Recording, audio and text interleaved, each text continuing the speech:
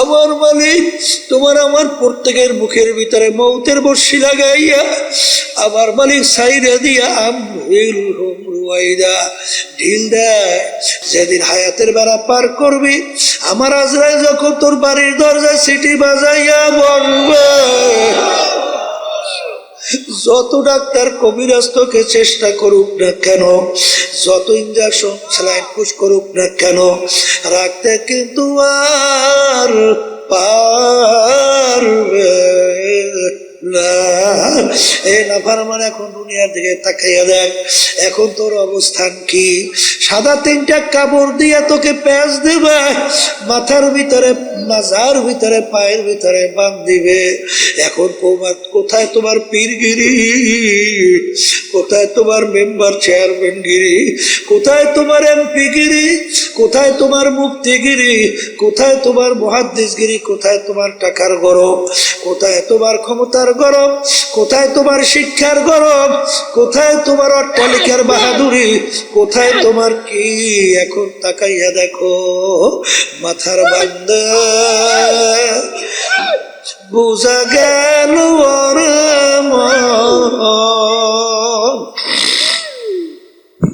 আর কোন দিন মাথা নাড়ার শক্তি নাই। বাজার বান্দা বুঝা গেল আর কোন দিন উঠে বসার শক্তি নাই। পায়ের বান্দা বুঝা গেল আর কোন দিন হেঁটে চলার শক্তি নাই। এ আমার বড় লোক বাবারা, ক্ষমতা সম্পূর্ণ আমার বাবারা, আরে তোমার কোমরের তাগার চাবি কাইটে নিয়ে যায়, আরে বড়ই পাতাই না গরম পানি করে, কেউ দৌড়ায় বাঁশঝাড়ে বাঁশ কাটে, খুন্দা কুদাল নিয়ে তোমার জন্য কবর খোদে, কান্দের ভিতরে উঠাইয়া কবরের ভিতরে রাইখা ছাউনি দিয়া যার যার বাড়িতে বাতি জ্বালায়, তোমার কবরের খবর কে রাখবে? তখন নাফরমান দিক বিদিক হারাইয়া আমার মালিককে ডাকবে। আমার মালিক বলবে, নেমো খারাপ, দুনিয়ার ভিতরে তোকে স্বাধীনতা দান করছিলাম, আমার সমস্ত নেয়ামত ভোগ করে তুই বাইচা ছিলি, আমার দেওয়া ব্রেন দিয়ে তুই পড়াশোনা করলি, তারপর তুই বিভিন্ন কায়দা অফিসার হইলি, ব্যবসা বাণিজ্য কইরা টাকা পয়সা সম্পদ মালিক হইলি, অনেক কিছু চেয়ারম্যান মেম্বারগিরি করলি, এমপিগিরি করলি, সভাপতি সেক্রেটারিগিরি করলি, অনেক কিছু করলি। আমি যদি তোর মাথার ব্রেনকে বিগড়াইয়া প্রতিবন্ধী বানাইতাম, তখন তোর কোনো মূল্যই দুনিয়া ছিল না। এই নেয়ামত ছিল আমার দেওয়া। চক্ষু দিয়া দেখো আর কত অন্ধ মানুষ, দুনিয়াটা কোনো মূল্য নাই। আরে বোবা, আর দুনিয়ার কোনো মূল্য নাই। তোকে আমি জবান দিলাম, আমার নেয়ামত ভোগ করলি, চক্ষু দিয়ে আমার নেয়ামত তুই দেখলি, হাত আমার নেয়ামত দেওয়া নেয়ামত দিয়া কাজ করলি, পাও আমার দেওয়া নেয়ামত পা দিয়া হাঁটলি, সমস্ত নেয়ামত ভোগ কইরা বাইসে রইলি, আমার হুকুম মানো নাই। দুনিয়া স্বাধীনতা পাইয়া যায় এরকম তুই আমাকে ভুইলা গেছিলি, এইভাবে তোকে আমি ভুইলা গেলাম। 100 বছর আমাকে ডাকবি আর তোর ডাকে আমি সারা দিব না। চোখে পানি আসতে হইলে জমিন নরম না থাকলে সেখানে ফসল হয়? হ্যাঁ, রাগ্য জমিনে ছিলেন, রাগ্য জমিন, রাগ্য জমিনে বীজ লাগাইলে বীজ হয়, করে গাছ হয় না, হয় না। তাইলে আপনার দেল নামক জমিনটাকে নরম করতে হবে। এই দেল নামক জমি শক্ত হয়েছে কিতে? বলে গুনার কারণে। কি কারণে বলেন? কি কারণে? কি কারণে শক্ত হয়েছে? এখন এই গুনার ময়লা পরিষ্কার করবেন কিতে? আল্লাহ রসুল সাল্লাল্লাহু আলাইহি ওয়াসাল্লাম লিকুল্লি শাইইন সাকালা ওয়া সাকালাতুল কুলুবি আল্লাহর জিকিরের মাধ্যমে এই কলবের যে জং কালো দাগ পড়ছে, ময়লা হয়েছে, অপরিষ্কার হয়েছে, শক্ত হয়েছে, এইটা নরম করার জন্য, পরিষ্কার করার জন্য হাতিয়ার যন্ত্র হলো আল্লাহর জিকির। কথা ঠিক না ঠিক? তাহলে আল্লাহর জিকির যখন করবে তখন দিল কি হবে? নরম হবে। নরম হলে চোখে আসতে করে কি আসে? তখন চোখে পানি লাগবে না? যখন লাগবে, তাইলে বোঝা গেল আল্লাহর জিকিরের মাধ্যমে দিল নরম হয়, চোখেও পানি আসে। দেখি রে। এরপরে শোনে, আল্লাহর জিকির যখন বান্দাবান্দি করে তখন তার কাছে ওই আয়াতে স্মরণ আসে, আল্লাহ রাব্বুল আলামিন যে কিয়ামতের ময়দানে ঘোষণা করবেন, লিমানিল মুলকুল ইয়াউম লিল্লাহিল ওয়াহিদিল কাহ্হার। হে ফিরআউনের দলেরা, হে নমরুদের দলেরা, হে সাদ্দাদের দলেরা, হে নাফরমানের দলেরা, আজকে এই দিনের বাদশা আমি আল্লাহ। আজকে পারলে আমার রাজত্বর ভিতর থেকে তোরা পারলে ভাই গাজা। কথা ঠিক আছে? হারিয়া সেবা, কোন সেবা? হারিয়া সেবা দিয়ে যখন ডাক দেবেন তখন নবীরা পর্যন্ত ভয়তে উম্মতের কথা ভুলে যাবে। ওয়াকুলু ইব্রাহিম খলিলুল্লাহি নাফসি, ঈসা রূহুল্লাহি নাফসি, মূসা কালিমুল্লাহি নাফসি। এমন ভয়াবহ অবস্থা হবে, গর্ভবতী মায়েরা পর্যন্ত সন্তান খালাস হয়ে যায় ভয়তে। কথা বুঝেন কিছু?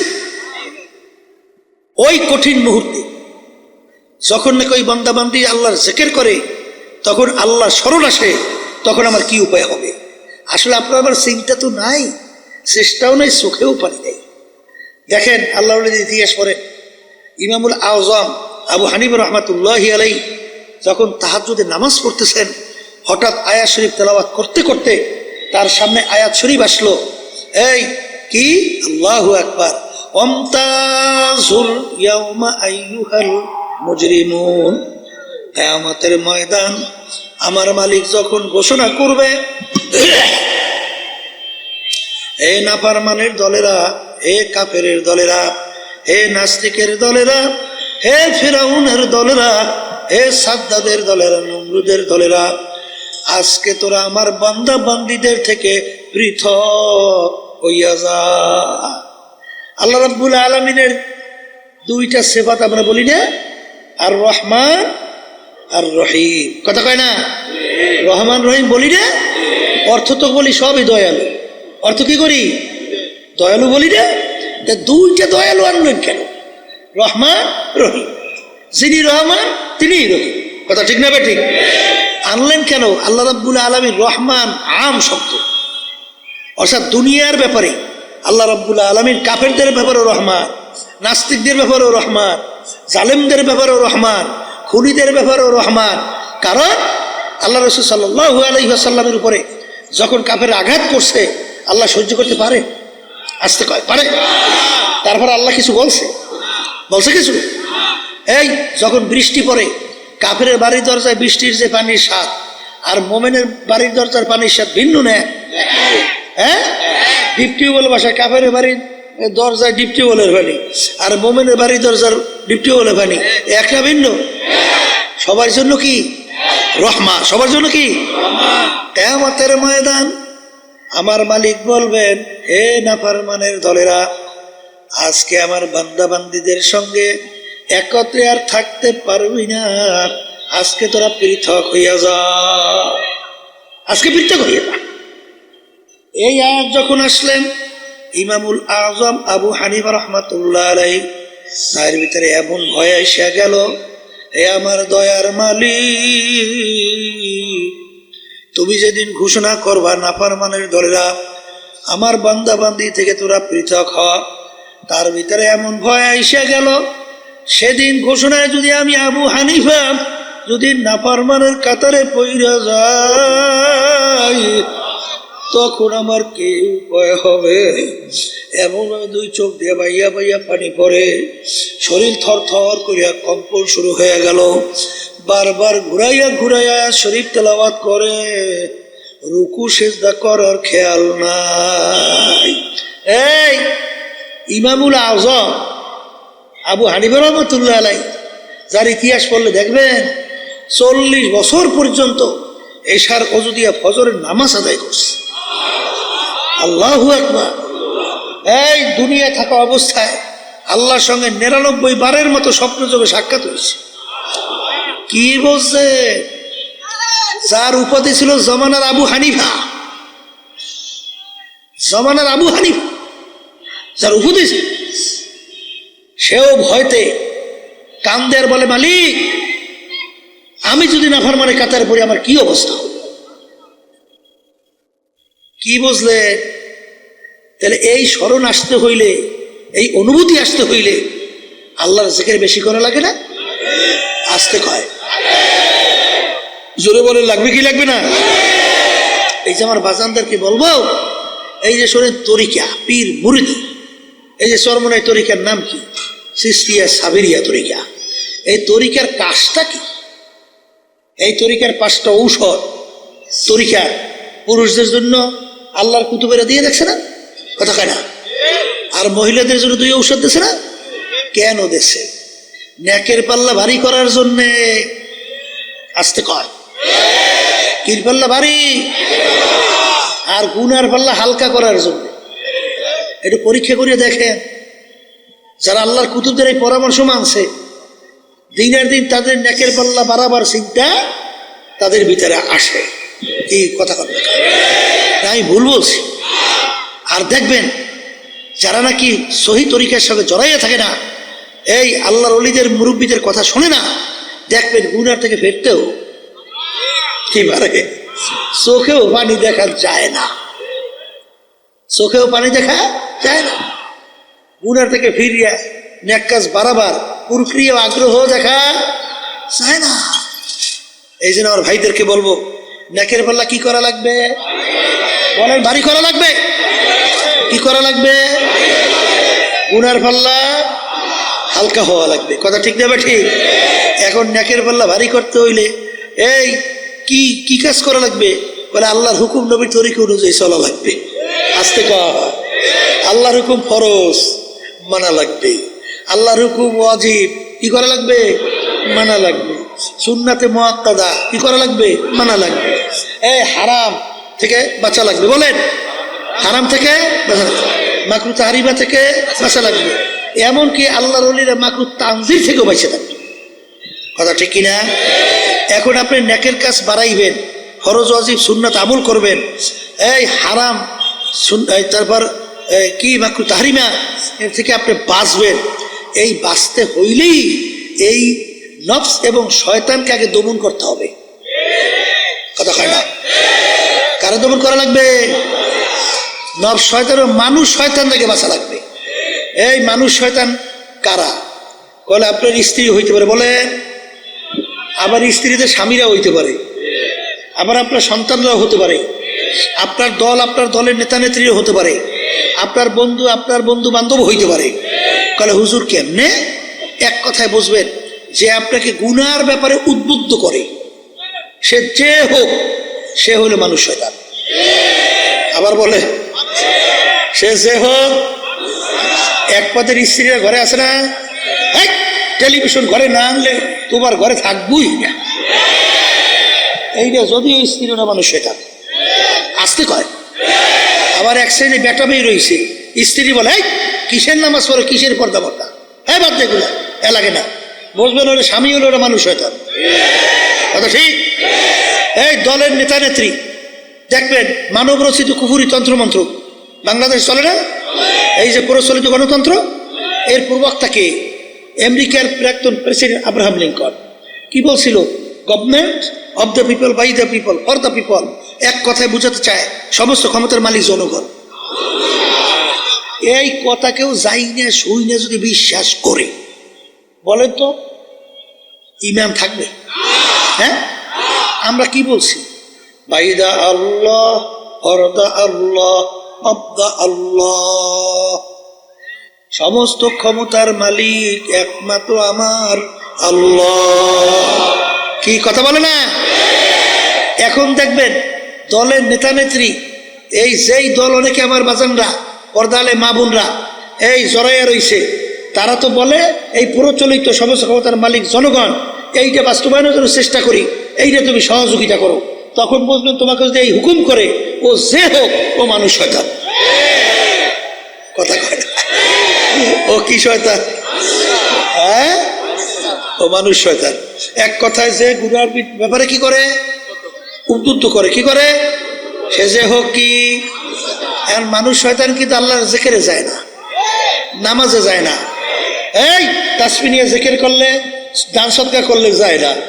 মানুষ শয়তান থেকে বাঁচার জন্য সবচেয়ে বড় উপায় হলো সাদিকিন বান্দাদের সঙ্গে হইয়া যাওয়া লাগবে। তাদের সঙ্গী আবার বলেন, এই সাদিকিন বান্দাদের যখন সঙ্গী হবে তখন কি হবে? সোহবতে সালেহ তোরা সালেহ কুনাদ, সোহবতে তালেহ তোরা তালেহ কুনাদ, সোহবতে তালেহ তোরা তালেহ কুনাদ, সোহবতে সালেহ তোরা সালেহ কুনাদ, সোহবতে তালেহ তোরা তালেহ কুনাদ। এক জামানা সোহবতে বা আউলিয়া বেহতর সদ সাল তাআত বেরিয়া গেলে খুশবু ইদার হাম্মামে রোজে রসিদাস্তে মাহবুবে বাদস্তা। বাজান, একটা মাটির চাকার থেকে গোলাপ ফুলের ঘেরান আসে। এ মাটির চাকা, তুমি কোনো মিস্ক আম্বার না কোনো গোলাপ ফুল না কোন সুগন্ধি তুমি পরিচয় দাও। গোলাপ ফুল মাটির চাকা উত্তর দেয়, আমি কোনো গোলাপ ফুল, কোনো মিস্ক আম্বার, কোনো অন্য কোনো ঘেরান কিছুই না, আমি নিছক একটা মাটির চাকাই। তোমার থেকে এত সুন্দর ঘেরান কেন আসে? আমার সঙ্গে একটা গোলাপ ফুল পুইটা লাইগা মিশা ছিল। ওই ফুলের ঘ্রাণ ঢুকতে ঢুকতে এখন আমি সাধারণ মাটির চাকা নাই, আমি একটা গোলাপ ফুলে পরিণত হয়ে গেছি। এই আল্লাহর বান্দারা, তোমরা সাদিকিন বান্দাদের সঙ্গী হও। তাইলে বোঝা গেল বাজান, সাদিকিন বান্দাদের সঙ্গী হইলে আল্লাহর ফজল ও করমে মানুষ শয়তানের ধোকার থেকে বাঁচা যাবে। কথা কয় না? কি দরকার আছে না নাই? এ কবরের যাত্রীরা, হে পর্দার আড়ালের মা বোনেরা, বাজান তোমাদের সঙ্গে আমাদের কোনো ঝগড়া নাই, কোনো মারামারি কাটাকাটি কিচ্ছুই নাই। বাজান, তোমার কবরে তুমি যাবা, আমার কবরে আমি যাব। তোমার কবরের প্রশ্নের উত্তর তুমি দিবা, আমার কবরের প্রশ্নের উত্তর আমি দেব। কারণ বাজান, আল্লাহর রাসূল সাল্লাল্লাহু আলাইহি ওয়াসাল্লাম দুনিয়ায় থাকা অবস্থায় তার কলিজার টুকরা সন্তান ফাতেমা রাদিয়াল্লাহু তাআলা আনহা তাকে ইঙ্গিত করে বলছিলেন, ইয়া ফাতেমা তু আনকিজি নাফসাকি মিনান নার। হে ফাতেমা রে, দুনিয়ায় থাকা অবস্থায় নিজে আমল করো, জাহান্নামের আগুন থেকে বাঁচো। ও ফাতেমা, এরপরে অন্ধকার কবরে যাইয়া শো। ফাতেমা যদি কবরে এই পরিচয় দাও, আমি আখিরি জামানার নবীর মেয়ে। আল্লাহ রাসূল সাল্লাল্লাহু আলাইহি ওয়াসাল্লাম বলেন, ফাতেমা রে, এই পরিচয় কবরে কোনো কাজ হবে না। এ কবরের যাত্রীরা, আল্লাহ রাসূল সাল্লাল্লাহু আলাইহি ওয়াসাল্লাম যদি তার মেয়ের ব্যাপারে কবরে কোনো নাজাতের গ্যারান্টি দিতে না পারে, এমন কোন পীর, এমন কোন দল, এমন কোন দলের নেতা নেত্রী কে আছে তোমাকে আমাকে কবরে নাজাত করে জান্নাতের ব্যবস্থা করতে পারবে? জোরে মুখ খুলে বলো, পারবে? যদি নাই পারে, আর দুনিয়া মাজরাতুল আখিরাহ, দুনিয়াটা হলো আখিরাতের সম্বল সম্পদ কামাই করার জায়গা। হে বড়লোক আমার বাবারা, হে ধনী আমার বাবারা, হে শিক্ষিত আমার বাবারা, সম্মানিত আমার বাবারা, হে বড় বড় অফিসার আমার বাবারা, আমার দাদাজানের কথা শুনছিলাম, আব্বাজান বলতেন, দাদাজান একজন এক কালেক্টরকে লক্ষ্য কইরা বলেন, ডিসি কে লক্ষ্য কইরা বলেন, হে কালেক্টর, হে ডিসি, তোমাদেরকে বন্দুক নিয়ে পাহারাদাররা পাহারা দেয়। ও ডিসি, তোমার কাছে জানতে চাই, আরে আমার মালিকের যে ছোট্ট মাকলুক মশা, ওই বন্দুক মশায় ভয় পায় কিনা? কলে তোমরা কি মশারি টাঙ্গাও? কলে হুজুর টাঙ্গাই তো। কেন? কলে হুজুর মশায় কামড়ায়। তখন দাদাজান বলে, কালেক্টর, আজকে তোমার সাধারণ মশা তোমার বন্দুক পাহারাদারের ভয় করে না, কিন্তু তুমি যদি বেনমাজি হারামখোর সুদখোর ঘুষখোর, তুমি যদি বেরোজগাররা বেপরদায় চইলা যদি কবরে যাও, ওই কবরে 99 বিষাক্ত সাপ তোমাকে ভয় করবে, এরকম কি গ্যারান্টি আছে কালেক্টর? এই জন্য আমার বাজানদেরকে বলবো, পর্দারে মা বোনদেরকে বলবো, আল্লাহর বান্দারা, পর্দার আড়ালের মা বোনেরা, দুনিয়ার যে কোনো কাজের মধ্যে একবার নয়, যদি কেউ 5 বার উঠে যাও, আবার ওই কাজের ভিতরে চেষ্টা করলে জিতবার আশা করা যায়।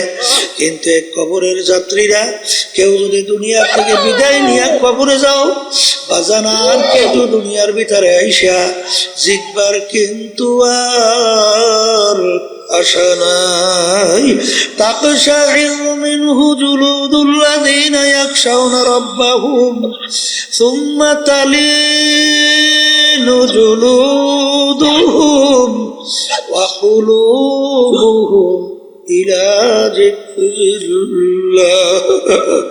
আমার মালিক বলে, দুনিয়ার ভিতরে এমন কিছু আমার বান্দা বান্দিরা আছে, যখন তাদের সামনে আমার জাহান্নামের আলোচনা করা হয়, যখন তাদের সামনে আমার আযাব ও গজবের আলোচনা করা হয়, তখন তার শরীরের চামড়া থরথর করে কাঁপে ওঠে, তাদের কলবটা থরথর করে কাঁপে ওঠে।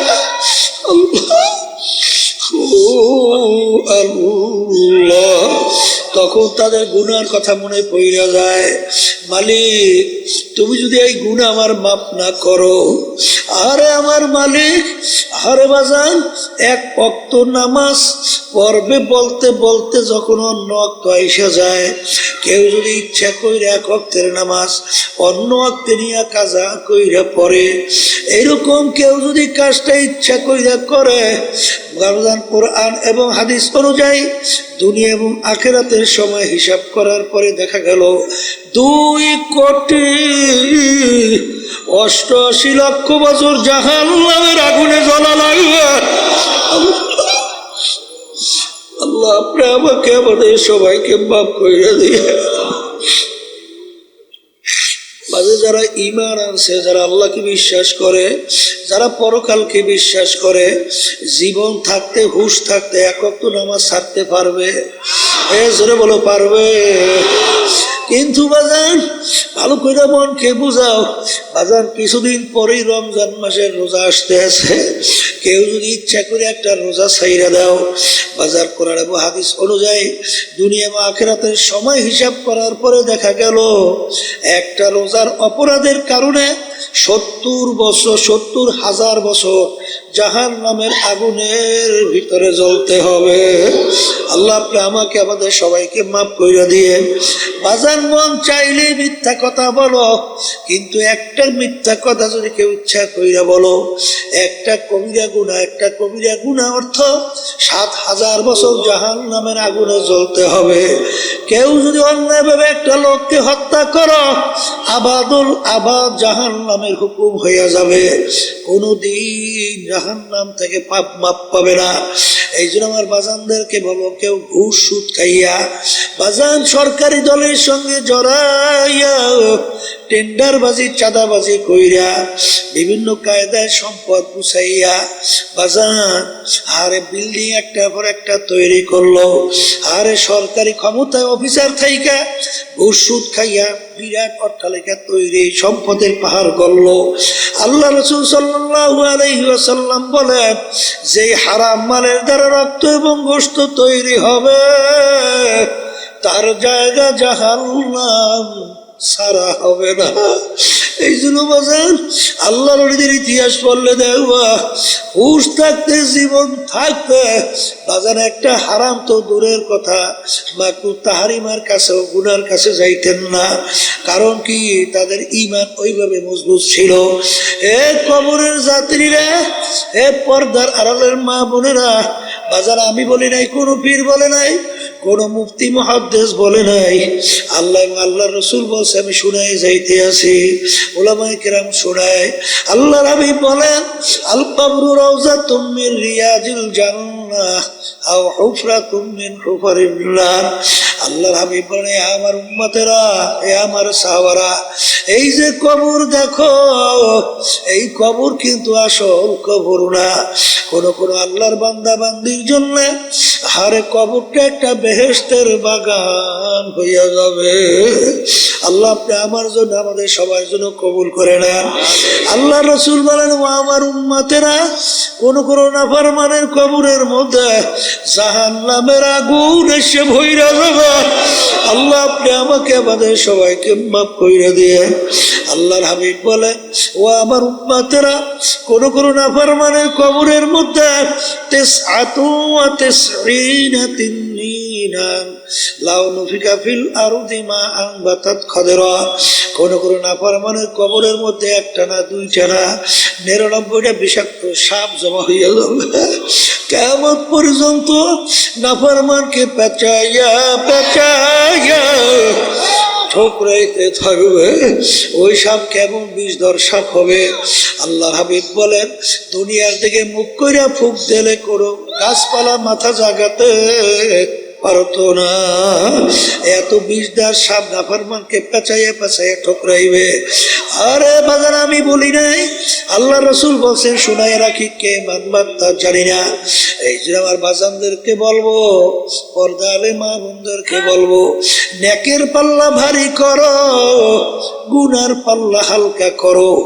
আর নেকের পাল্লা ভারী করার জন্য শত্রু থেকে বাঁচা লাগবে। জিন শয়তান, মানুষ শয়তান, নফসে আম্মারা শয়তান। নফসে আম্মারা শয়তান থেকে কিভাবে বাঁচবা বাজান? আল্লাহ রসুল বলে, রজানা মিন জিহাদিল আসগরি ইলা জিহাদিল আকবার। এ আমার সাহাবারা, বড় যুদ্ধের থেকে ছোট যুদ্ধের থেকে রওনা করলাম, ছোট যুদ্ধের থেকে বড় যুদ্ধের দিকে রওনা করলাম। সাহাবায়ে কেরাম বলেন, আল্লাহ রসুল, এর চেয়ে আবার বড় যুদ্ধ কোনটা? আল্লাহ রসুল সাল্লাল্লাহু আলাইহি ওয়াসাল্লাম বলে, নফস আম্মারার সঙ্গে জিহাদ করা এর চেয়ে বড় যুদ্ধ। অত সহজ মনে করলে হবে না, বড় কঠিন। এই জন্য আল্লামা সিস্তি রহমাতুল্লাহ আলাইহি, আল্লাহু আকবার, আল্লাহু আকবার বাজান, আল্লাহ আল্লাহ। करीमा बख्शा बर हाले मा के हस्ता मसीरे कमंद हवा। ए আমার মালিক, আরে 40 বছর বয়স হয়ে গেল, তারপরেও তিনি মালিকের কাছে দোয়া করে, চেহেল সালে উমরে আজিজাত গুজাস মেজাজে তুয়াজ হালে তেফলি নাগাস। এ আমার দয়ার মালিক, বয়স তো 40 হয়ে গেল, কিন্তু এখন পর্যন্ত সেই ছোট বাচ্চাদের তবিয়ত এখন পর্যন্ত দূর হয় না। মালিক, তুমি দয়া মায়া করে তোমার কুদরতি কোলের মধ্যে যদি টান দিয়া জায়গা না দাও, মালিক আমার কোনো উপায় থাকবে না। এই জন্য আমার ভাইদেরকে বলবো, পর্দানে মা বোনদেরকে বলবো, বাজার আজকে চক্ষু খোলা দুনিয়া, স্বাধীনতা পাইছেন বাজার, স্বাধীনতার মধ্যে যা মনে করে তা করবা, আমার মালিক কিন্তু কিছু বলবেন না। কারণ আমার মালিক বলছেন, হিল হুমরুয়াইদা, তোদেরকে আমি স্বাধীনতা দান করলাম কেন? লিয়াবলুয়াকুম আইয়ুকুম আহসানু আমালা, পরীক্ষা নেওয়ার জন্য। কে আমার হুকুম অনুযায়ী ভালো কাজ করো, আর কে আমার হুকুমের বিরুদ্ধাচরণ করো। এই পরীক্ষার জন্য তোদেরকে আমি স্বাধীনতা দান করলাম। এই স্বাধীনতার মধ্যে যে যেরকম ইচ্ছা সেরকম চলবা, আমার মালিক কিন্তু কিছুই বলবেন না। কিন্তু মনে রাখিস, কুল্লু নাফসিন যায়িকাতুল মাউত।